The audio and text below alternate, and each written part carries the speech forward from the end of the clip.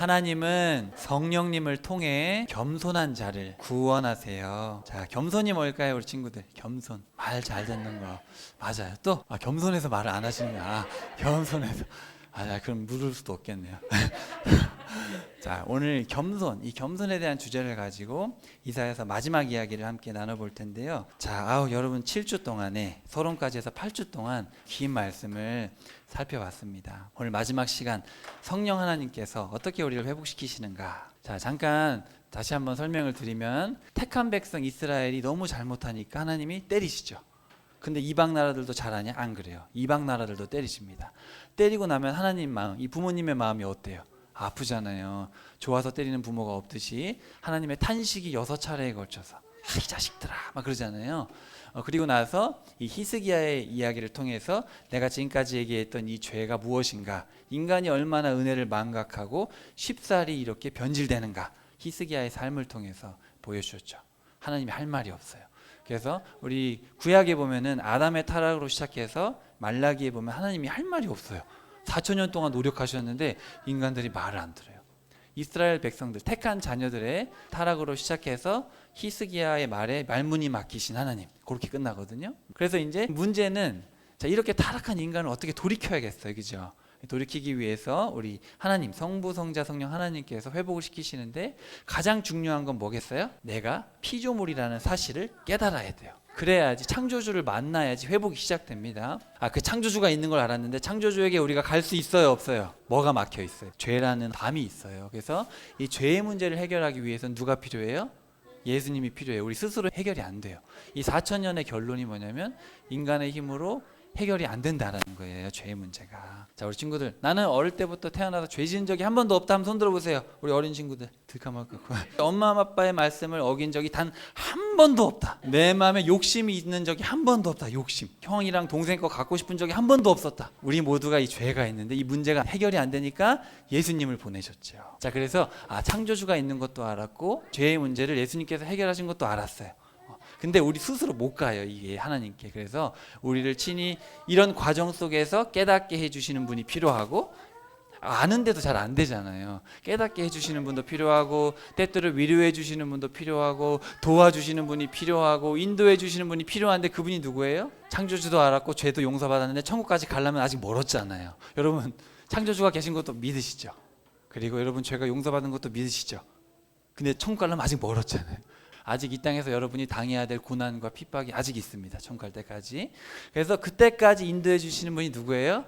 성령 하나님입니다. 이사야서의 마지막 주제가 바로 성령님과 예수님의 재림과 심판에 대한 부분이에요.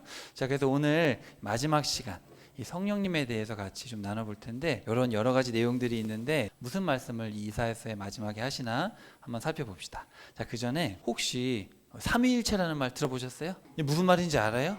무슨 말이에요? 예수님이랑 성령님이랑 하나님.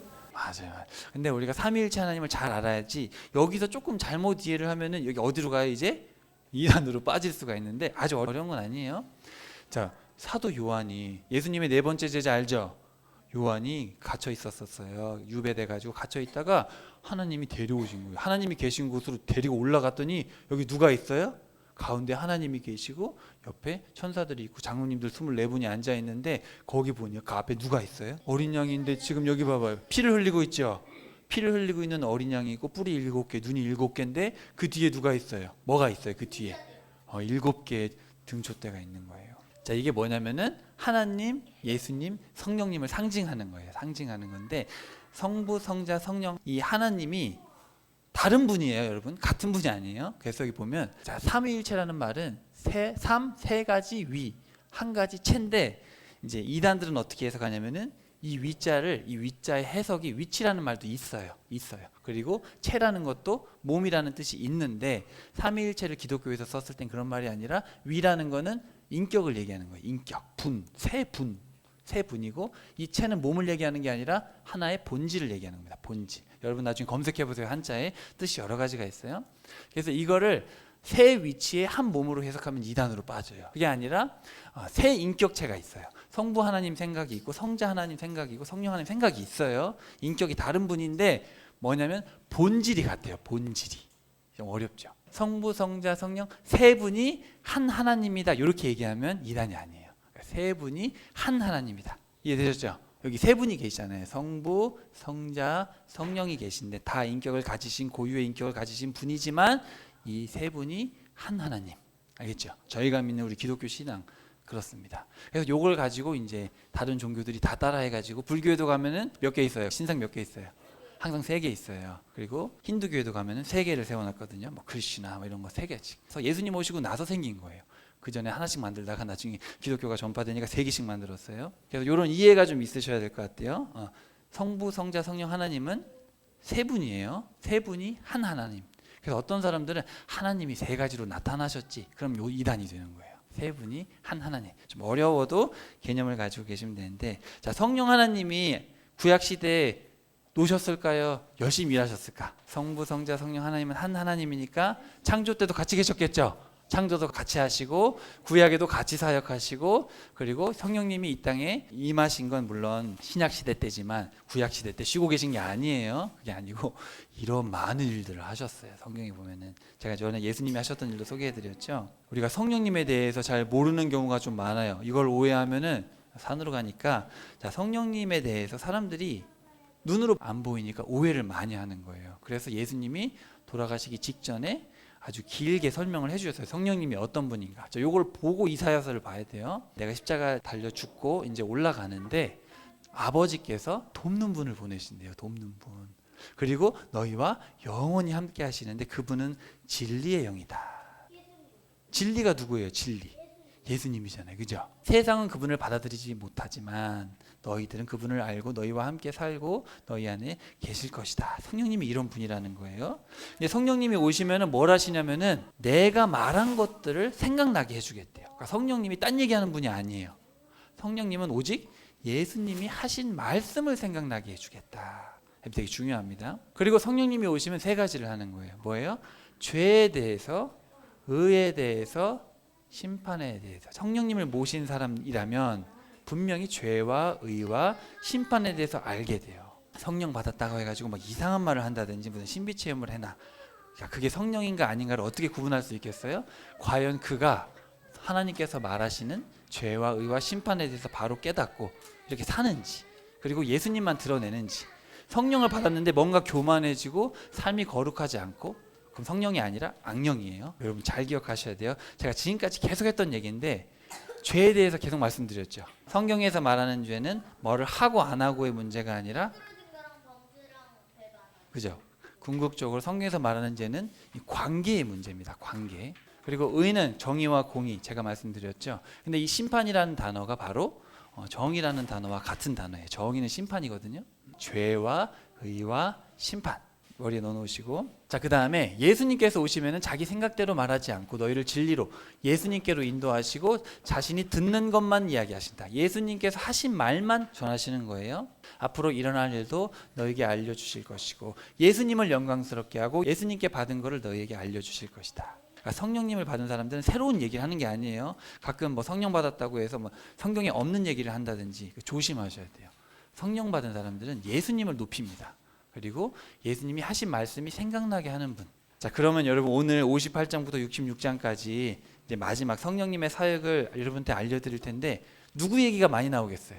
예수님 얘기가 많이 나와요. 여기 지금 성령 하나님이 등장하는 게 아니라 등장하시지만 누구를 높이냐면 계속해서 예수님을 높이십니다. 이거를 명확하게 알고 계셔야 돼요. 자, 정의와 공의라는 개념이 성경에서 단언컨대 제일 중요합니다. 창세기부터 계시록까지 정의와 공의 얘기밖에 안 하시는데 정의와 공의가 뭐냐면 하나님의 통치 방식이에요. 여러분 가정을 꾸려가면 그 가정을 꾸리는 나름대로 부모의 가치관이 있잖아요. 그죠? 하나님은 항상 정의와 공의로 세상을 다스리시는데 여러분이 교회 생활을 오래 했는데 정의와 공의를 잘 모른다면 각성해야 됩니다. 자, 정의라는 개념은 뭐냐면은 하나님의 말씀대로 사는 거예요. 말씀대로. 법을 안 지키면 여러분 어디 가야 돼요? 감옥 가죠. 그러면 감옥 가서 뭘 받아요? 심판을 받는 거예요.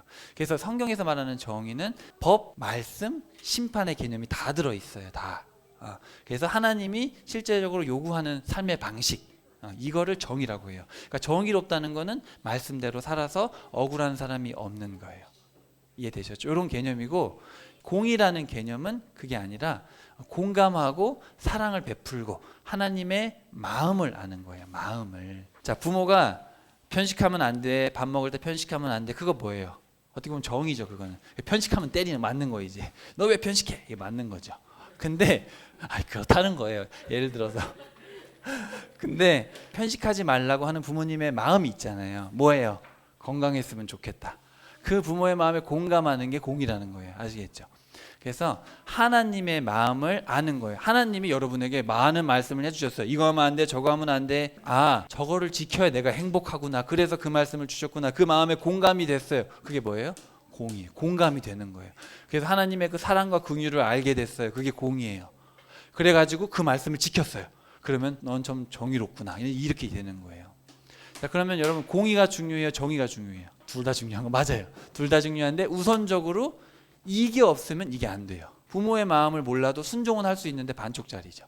어떻게 먹기 싫어. 나 이거 먹기 싫은데 억지로 막 먹어요. 그러면 그거는 반쪽짜리잖아요. 근데 엄마가 나를 얼마나 사랑했으면 먹기 싫은 시금치를 먹으래. 먹어야지. 감사해. 그거예요. 그거 아시겠죠? 그래서 공의가 중요해서 나중에 신약으로 가면 정의 얘기보다 공의 얘기를 많이 해요. 왜냐하면 주구장창 이걸 얘기해봤자 못 알아들어요. 공감이 안 되면. 공감을 하면 따라오게 됩니다. 이해되셨죠? 결혼을 해보니까 엄마 아빠 마음이 이해가 돼요. 그죠? 결혼하기 전에 죽었다 깨어나도 이해가 안 돼요. 저도 결혼을 해보니까 이해가 돼요. 그래서 결혼을 해야 되는구나. 결혼을 안 하면 어른이 안 된다는 말이 그런 것 같아요. 이 개념이 너무 중요해요. 왜냐하면 이런 것들을 이해해야지 여러분이 성경책을 종교 경전으로 안 보고 아버지의 사랑으로 읽어낼 수가 있어요. 이걸 잘 모르는 이유는 지금까지 신앙생활을 관계로 안 하고 뭘 지키고 안 지키고 복받고의 개념으로 신앙생활을 했기 때문에. 그러면 산으로 갑니다. 신앙생활이.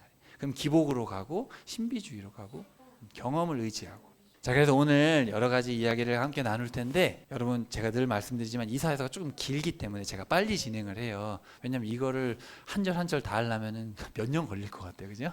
그래서 빨리 하니까 여러분이 머리에 다 넣을 생각이라기보다는 이런 내용이구나를 파악하시고 집에 가서 열심히 읽어보셔야 돼요. 자, 한번 펴봅시다. 성경. 자, 58장.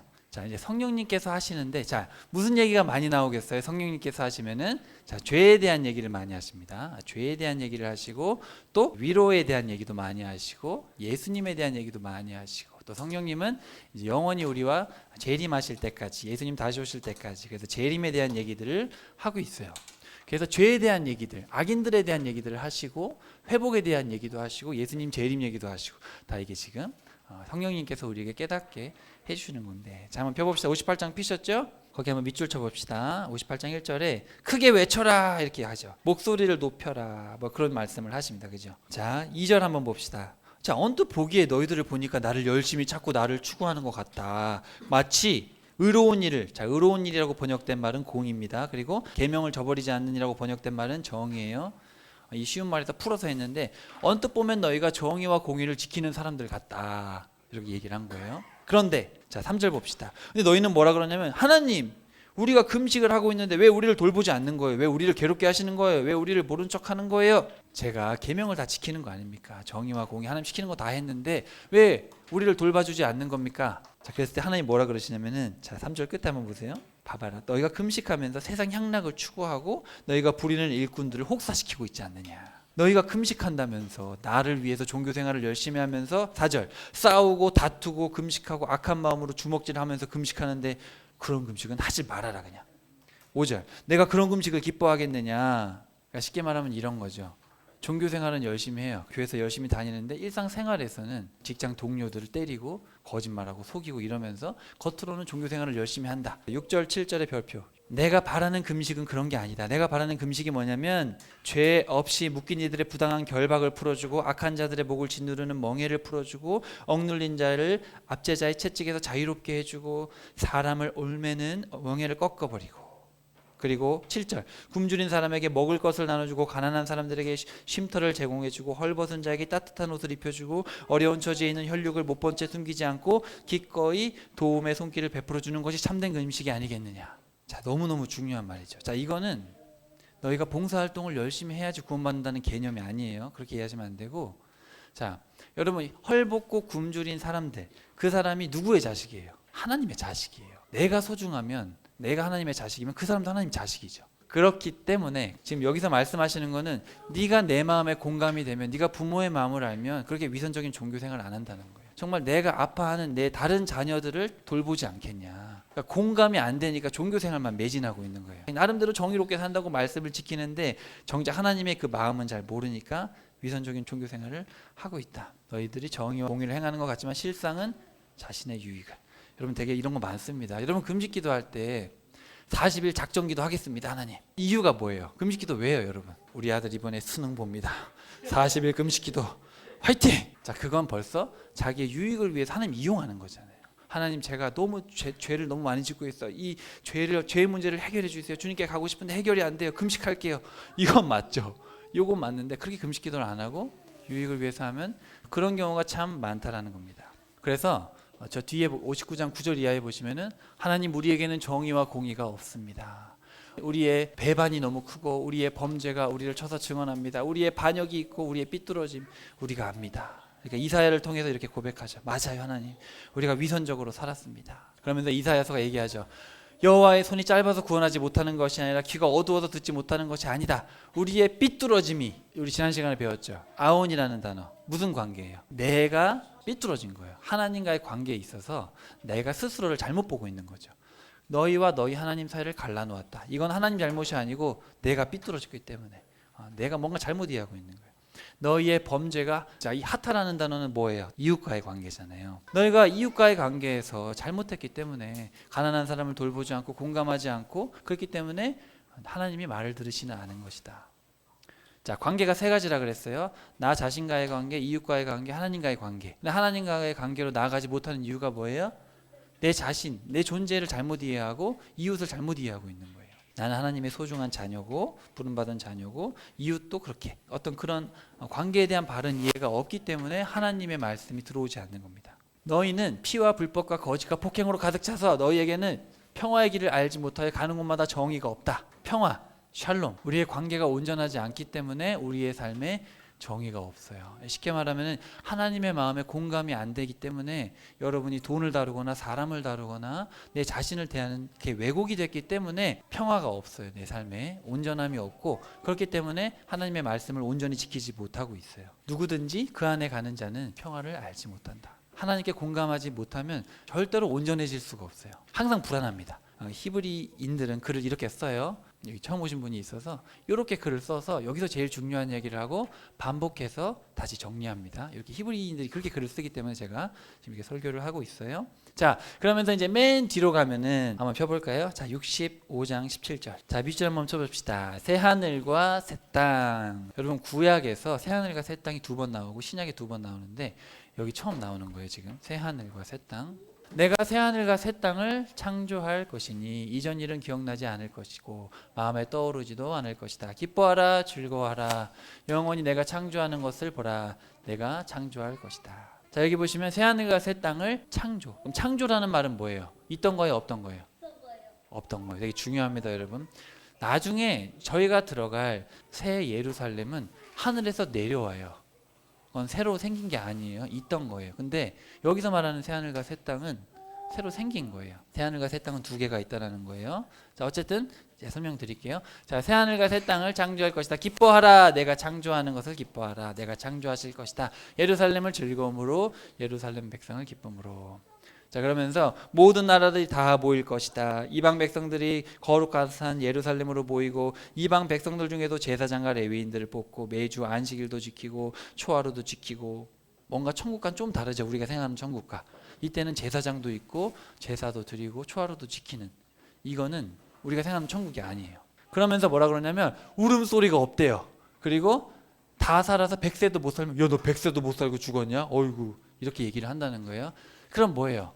죽기는 죽는다는 거예요. 죽긴 죽는데 오래 산다는 거죠. 그리고 각자 자기가 심은 것을 먹고 다른 사람이 심은 것을 먹을 일이 없다. 그러니까 싸울 일이 없다는 거예요. 그리고 늑대와 어린 양이 풀을 뜯고 사자가 소와 집단을 먹고 뱀이 흙을 먹을 것이다. 거룩한 산 어디에도 해치는 일이 없다. 이게 무슨 얘기일까? 모든 나라가 함께 모여 나의 영광을 보고 이방 백성들이 이스라엘 백성을 거룩한 산 예루살렘으로 모셔갈 거고 이방 백성들 가운데 제사장과 레위인들을 뽑아 항상 있게 하고. 자, 거기도 한번 밑줄 쳐봅시다. 66장 22절. 새 하늘과 새 땅이 내 앞에 항상 있게 된다. 그래서 여기 보면 초하루와 매주 안식일마다 모든 나라 백성들이 모여 나를 경배할 것이다. 자, 여러분, 이건 천국하고 뭔가 다른 개념이에요. 이게 뭐냐면은 바로 유대인들이 회복되는 때가 있다는 거예요. 유대인들, 내 자식들, 말 안 들었던 내 자식들이 그래도 하나님은 그 백성들을 사랑해서 회복시키시는 때가 있는데, 여러분 아시겠지만, 자, 예수님이, 이거 제가 다 지금 설명할 수가 없어서 간단하게 설명드릴게요.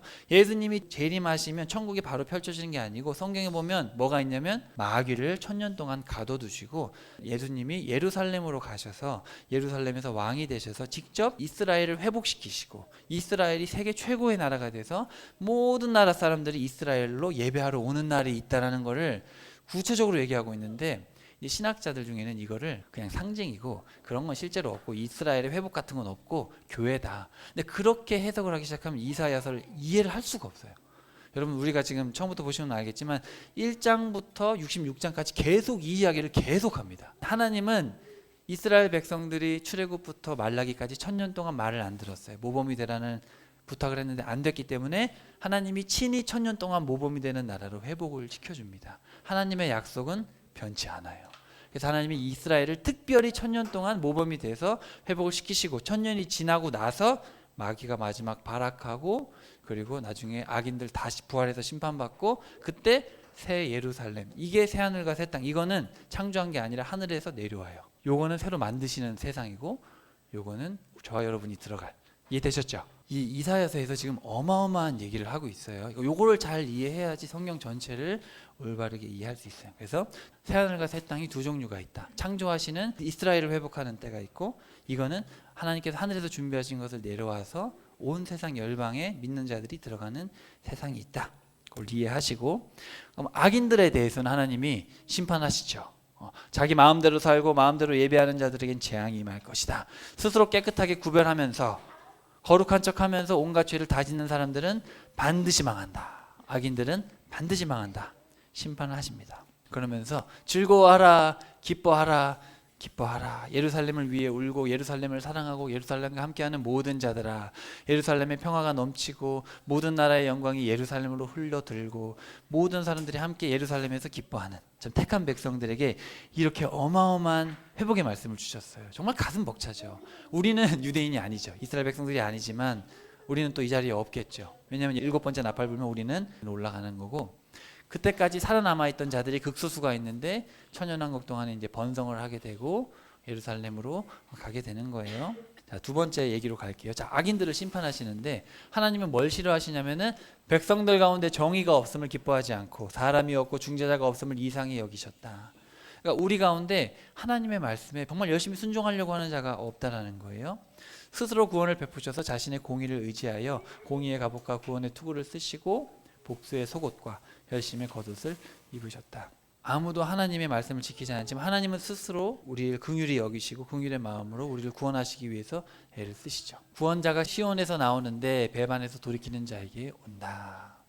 그래서 하나님께서 직접 정의와 공의를 베푸셔서 돌이키는 자들은 회복시키시고, 돌이키지 않는 자들 여호와께서 행위대로 갚으시고 대적들에게 진노로 또 원수들에게 징벌로 보복하신다. 동쪽이나 서쪽이나 주님이 오실 것을 두려워할 것이다. 지금 여기 보세요. 예수님이 붉은 옷을 입고 말 타고 오셨죠. 그래서 예수님 재림하시면 다 심판하신다. 그런 내용이 있다는 거고요. 저기도 비슷합니다. 그냥 듣고 여러분 이해하시면 돼요. 하나님은 받아주기 위해서 두 팔을 벌리고 계시고, 그렇지만 너희들은 우상 숭배하고 하나님의 분노를 일으켜서 행위대로 심판을 받고, 악인들은 굶주리고 악인들은 통곡하고, 그렇지만 너희들 택한 백성들은 살려주겠다. 배불리 먹겠고 종들은 노래하고, 그리고 더 이상 우상을 찾지 않을 것이다. 회복될 것이다. 하지만 악인들에 대해서는 가차없이 내가 칼로 너희들을 심판할 것이다. 가신을 위해서, 문이신을 위해서 이런 신들이 있는데 너희들 아직도 우상 숭배하는구나. 너희들 돈을 위해서 그렇게 우상 숭배하는구나. 악인들은 다 심판을 받을 것이다. 이렇게 이야기를 합니다. 이해되셨죠? 그래서 지금까지 우리가 살펴봤던 내용들은 이 땅에 정의와 공의가 없다. 하나님의 마음을 알아주는 사람도 없고 하나님의 말씀을 지키는 사람도 없고, 그래서 악인들은 다 심판을 받지만 내가 내 백성만큼은 내가 반드시 회복을 시킬 것이다. 그러면서 이제 하는 말씀이 60장 1절 한번 봅시다. 일어나라, 빛을 발하라. 자, 누구한테 하는 얘기예요? 저와 여러분이 아니고 예루살렘을 향해서 빛을 발하라. 여러분 지금 이 이사야가 선포하는 때는 어떤 때죠? 아수르가 쳐들어와서 망하기 일보 직전. 좀 있으면 바벨론 때문에 완전히 망하는 어마어마한 고통을 눈앞에 두고 있는 하나님의 마음이 닫혀버린 그런 시대에 이런 말씀을 선포하고 있는 거예요. 예루살렘아 일어나라 빛을 발하라. 나중에 천연왕국 때가 되면 지금은 열방에 의해서 비굴하게 이러고 있지만 그때가 되면 세상 모든 나라 사람들이 우리에게 올 것이고 예수님께서 친히 다스리셔서 어마어마한 영광이 우리 위에 임할 것이다. 어마어마하죠. 우리는 정말 영화로워질 것이고 옛 도성을 다시 일으키고 이방 나라 모든 사람들이 시온의 백성들을 섬길 것이다. 시온의 제사장 또 하나님의 봉사자로 불릴 것이다. 갑절의 영광을 보상을 받을 것이다. 모든 세대 사람들의 예루살렘은 기쁨이 되고 너는 평화의 통치자가 되고 공의의 감독자가 되고 성벽은 구원이고 성문은 찬양이고 모든 사람들이 기뻐하고 너의 영광을 볼 것이다. 어마어마한 회복의 이야기죠. 어떻게 이런 말씀을 하셨을까?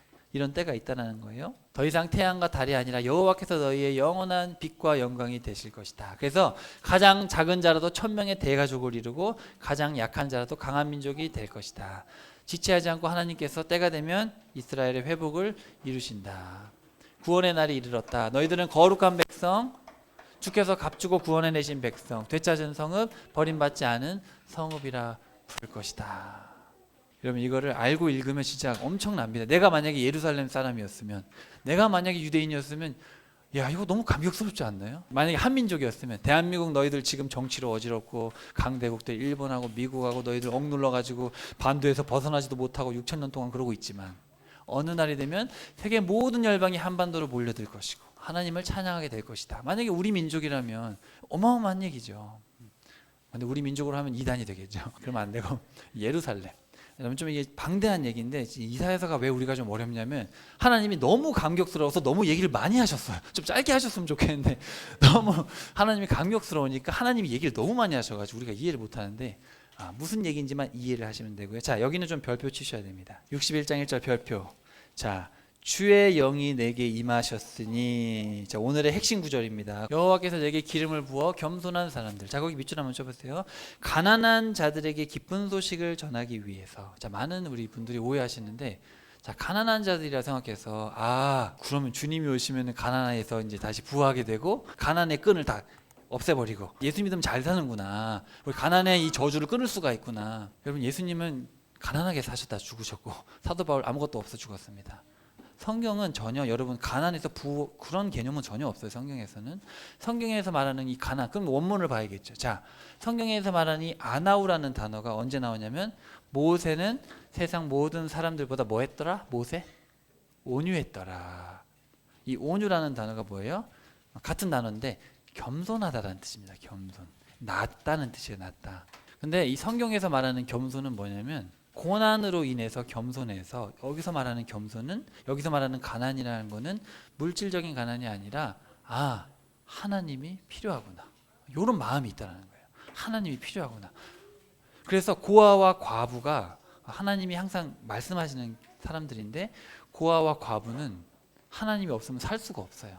세상에서 돌봐주는 사람이 없어요. 그런 얘기를 하고 있어요. 그래서 자 여기 기름을 붓는다. 마사흐가 메시아란 뜻이에요. 메시아. 그래서 메시아고 메시아는 히브리어고 그리스도는 헬라어예요. 같은 뜻이에요. 기름 부음 받은 자. 우리가 믿는 예수님이 그리스도라 그러잖아요. 자 성령님이 예수님께 오시고 그래서 예수님은 누구한테 복음을 전해요? 자 따라해 봅시다. 겸손한 자. 여러분 겸손하세요? 이 본문을 제가 보기에는 많이 오해하고 있어요. 겸손해야 돼요. 자 좋은 소식. 복음이죠. 그래서 예수님께서 복음을 전합니다. 바로 예수 그리스도를 통해서 죄의 문제가 해결되고 주님께 오면 천국에 갈 수 있다. 근데 여러분 부자들한테 그 얘기를 하면 물론 들리지가 않겠죠. 뭐 내가 편하게 사는데 하나님을 찾을 이유가 없잖아요. 어쨌든 겸손한 자들에게. 그래서 나를 보내셔서 상한 사람들을 감싸주고 포로에게 자유를 선포하고 갇힌 자들을 풀어주고 은혜의 해를 선포하게 하셨다. 여기까지만 설교하셨어요. 예수님은 요 이야기는 설교하지 않으셨어요. 여기까지만 누가복음에 보면 설교를 하셨는데 제가 좀 어려운 얘기지만 여러분에게 설명을 꼭 드려야 돼서 제가 준비를 해왔어요. 여러분 성경에서 신약의 첫 책이 뭐예요? 마태복음. 마태복음에 보면 예수님의 설교 5편이 나오는데 가장 먼저 하신 설교가 뭐예요? 산상수훈이거든요. 5장에서 8장까지. 5장에서 8장에서 제일 먼저 한 얘기가 뭐예요? 팔복입니다. 이거를 다 이해하시려면 저랑 따로 만나셔야 돼요. 지금 다 설명 못 드리는데 신약에서 제일 먼저 하시는 말씀이 바로 요거예요. 복되다. 여러분 우리는 보통 어떻게 하냐면은 심령이 가난한 자는 복이 있나니 천국의 그들이 것이요. 번역이 그렇게 돼 있는데 원문에 보면 복되다 이렇게 돼 있어요. 선포합니다. 복되다. 감탄합니다. 복되다. 영이 가난한 사람들. 요 가난이란 단어가 거기서 나온 단어예요. 히브리어. 그럼 이게 뭐겠어요? 영이 가난하다는 게 무슨 뜻이에요? 성령님을 모시지 않으면 희망이 없다. 이걸 아는 거예요. 딱 봐도 내 삶에 희망이 없어요.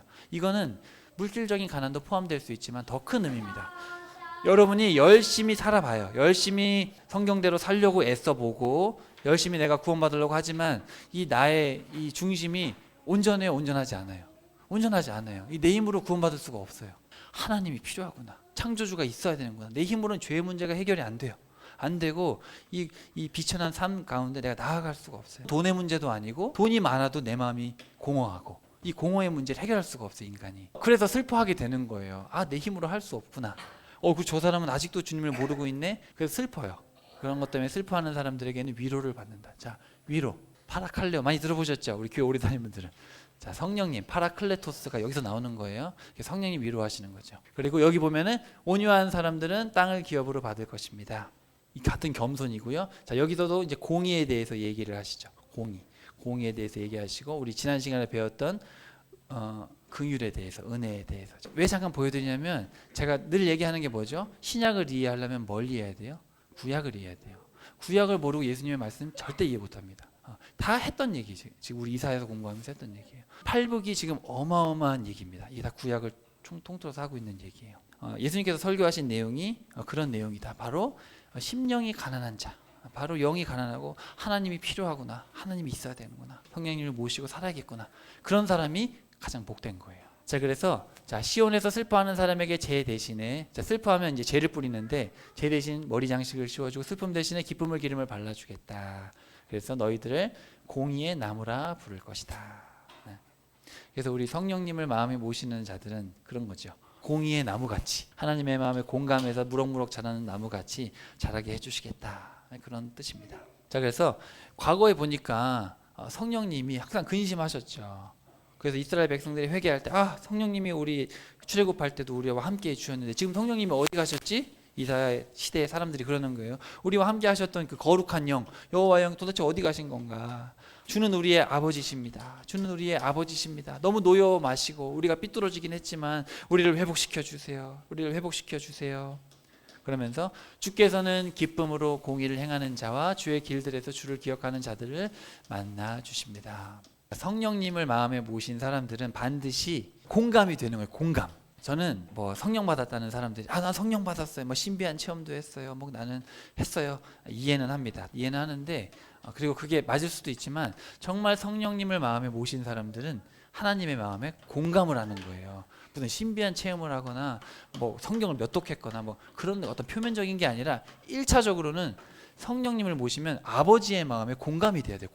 공감을 하고 나서 그리고 내가 말씀대로 살아야겠구나. 왜냐하면 성령님이 하시는 일은 그 사람을 예수님의 말씀대로 살게끔 하는 게 성령님의 일이라 그랬잖아요. 그래서 여러분이 성령인지 악령인지 구분할 때는 그 사람이 겸손해지고 아버지의 마음을 공감하고 말씀대로 살려고 부단히 애를 쓰는지, 그게 중요한 거예요. 절대 표면적인 걸로 판단하시면 안 됩니다. 자, 그렇게 해서 얘기를 하셨고, 자, 이제 예수님의 재림에 대해서 살펴볼게요. 63장으로 갑시다. 63장. 에돔에서 오시는 분이 누구인가 보이시죠? 그리고 보스라에서 오시는 분이 누구인가.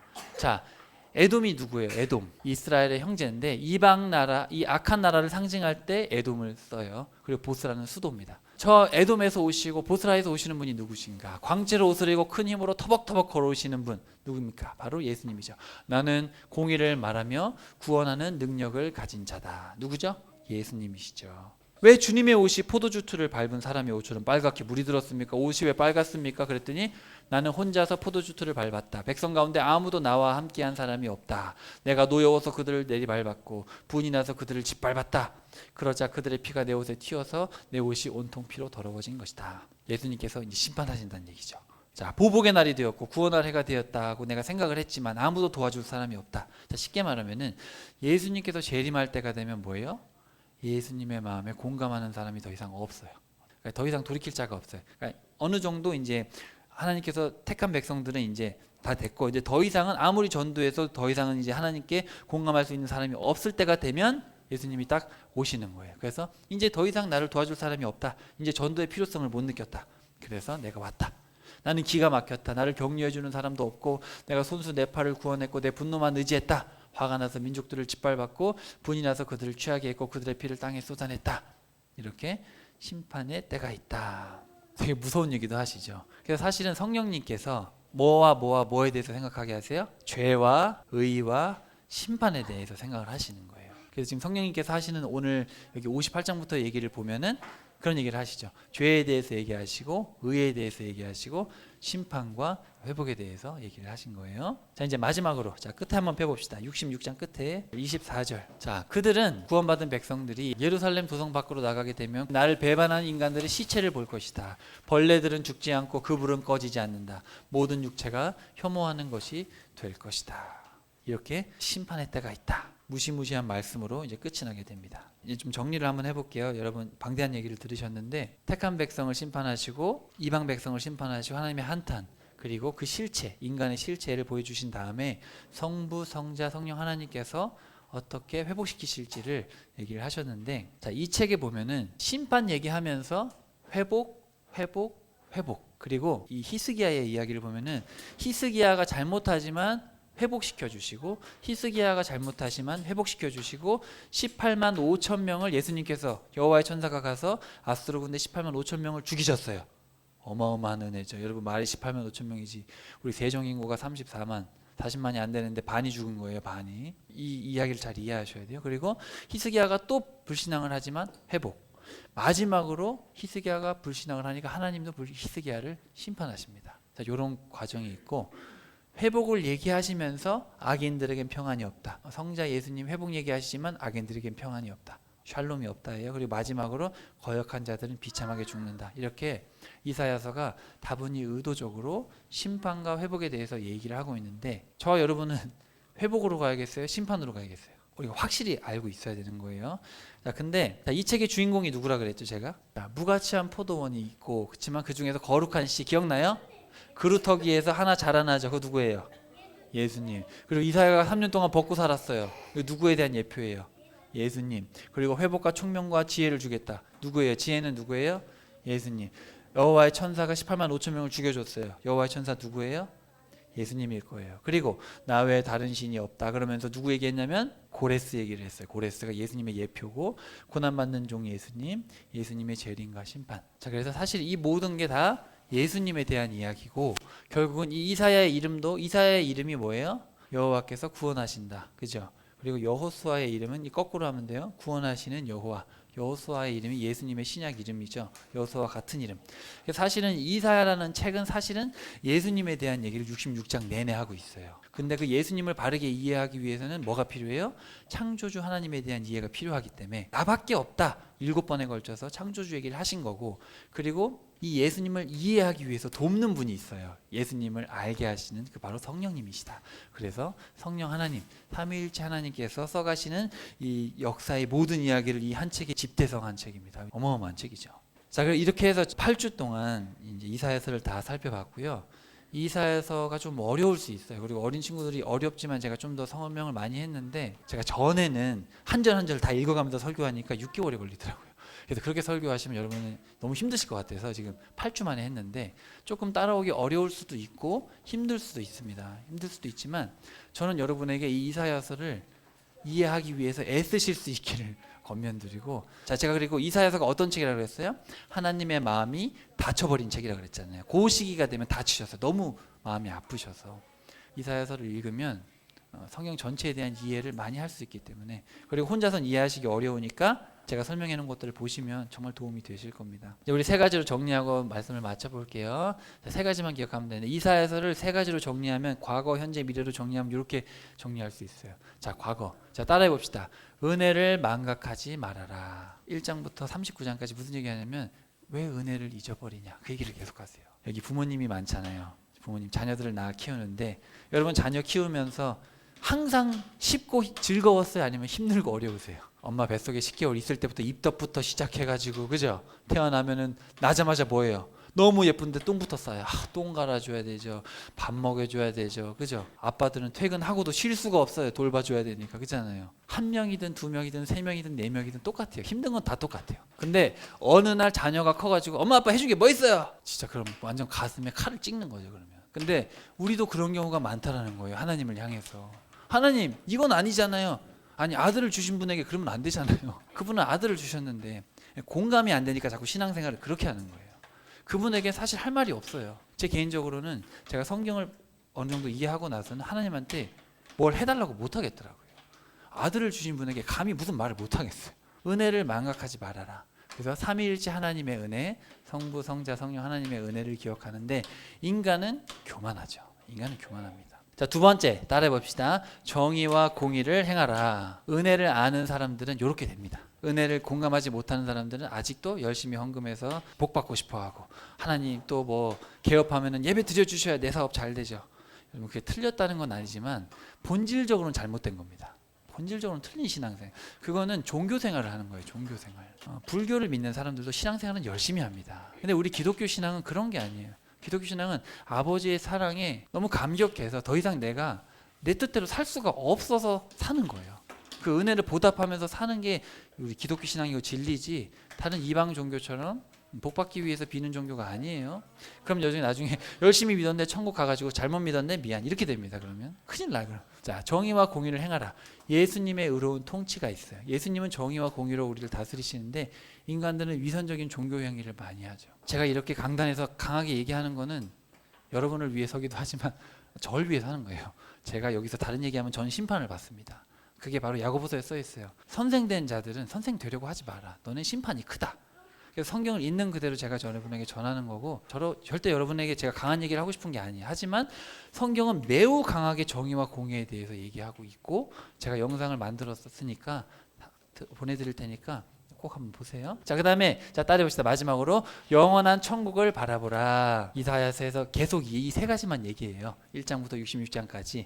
그래서 1장부터 계속 천년왕국 얘기를 했고 우리 들으셨던 분들은 아실 겁니다. 또 오늘까지 마지막 66장까지 새 하늘과 새 땅을 얘기하시잖아요. 그래서 과거, 현재, 미래 은혜를 기억하고 현재의 삶에서는 여러분 정의와 공의를 꼭 행하셔야 돼요. 그래서 하나님의 마음에 공감해서 이웃을 사랑하고 그 공감하는 마음을 가지고 하나님의 말씀을 부단히 공부해서 지켜야 돼요. 에이 목사님이나 성경공을 다 알죠. 제가 평신도가 어떻게 성경을 다 알고 살아요. 아니에요. 이거 3년이면 다 공부할 수 있어요. 안 가르치고 안 배워서 그래요. 3년이면 다 합니다. 3년이 뭐예요? 1년이면 할 수 있어요. 여러분 할 수 있어요. 그러니까 여러분이 아유 목사님 불편하신데 어떻게 질문하나 제발 그런 거 하지 마시고 밤중에도 질문하고 밥 먹다가 질문하고 그럼 제가 도와드릴 수 있잖아요. 하나님 알기에 힘을 써셔야 돼요. 이거 여러분의 책임입니다. 그 다음에 영원한 천국을 바라보라. 자, 따라해 봅시다. 하나님은 성령님을 통해 겸손한 자를 구원하세요. 삼위일체 하나님을 알고 따르는 자는 겸손한 사람입니다. 겸손한 사람. 내가 겸손한가? 우리 주님은 얼마나 겸손하셨어요. 창조주가 피조물이 되셨고 그것도 모자라서 당시 발을 닦는 건 노예들이나 하는 짓인데 노예가 되셔서 자기를 배신할 유다의 발까지 닦으셨어요. 그렇게까지 낮아지신 예수님을 우리가 이용하면 안 되잖아요. 내 신앙생활, 내 유익을 위해서 예수님의 이름으로 나의 유익을 기도하면 안 됩니다. 여러분 그거는 부모님을 모독하는 거예요. 그런 신앙생활에서 이제는 탈피해야 돼요. 탈피하고 이제는 정말로 그 은혜에 감격해서 내 자신을 바라보고 내 배우자를 바라보고 내 자녀를 바라보고 내 직장 동료들 정말 사랑의 눈으로 바라봐서 정말 사랑하지 않고는 살 수 없는 그런 사람이 돼야 돼요. 세상이 감당할 수 없는 사람. 그게 바로 기독교인이죠. 그렇게 살아가실 수 있는 한 주간이 되실 수 있기를 축복합니다.